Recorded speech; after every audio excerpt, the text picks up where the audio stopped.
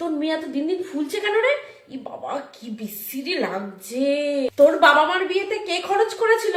এই আমার মতন আত্মীয় স্বজনরা, ঠিক আছে? এই তোদের বাড়িতে গিজার নেই?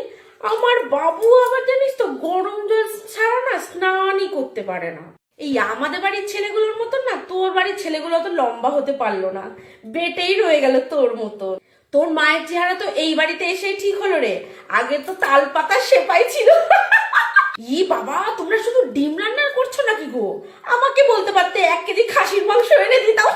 এই তোদের বাড়িতে কাজের টাজের মাসি নেই না? আমার বাড়িতে আছে 3টে। কি করলে ছেলেকে এত দূর পড়াশুনো করে কোনো তো কিছু করতে পারলো না। আমরা এই দার্জিলিং থেকে ঘুরে আসলাম, তোরা কোথাও ঘুরতে টুরতে যাস না নাকি রে? হ্যাঁ, ঘুরতে গেলে টাকা পয়সারও দরকার হয় তো, বুঝি রে। মেয়েকে এত পড়াশোনা করিয়ে কি করবি রে? আমার কাছে একটা ভালো ছেলে আছে, তুই বললে কথাটা এগোই। ই মা, তো ছেলের গায়ের রংটা দিন দিন এরকম কালো হচ্ছে কেন রে? আমার তো মনে হয় তোর ওপরেই গেছে। শোন বাবা, তোদের টাকা পয়সা দরকার হলে কিন্তু আমাদেরকে বলবি, কি করব বল, আমরাও তো সবাই একই পরিবারের লোক। এই নে 20 টাকা রাখ। আসি গো দিদি।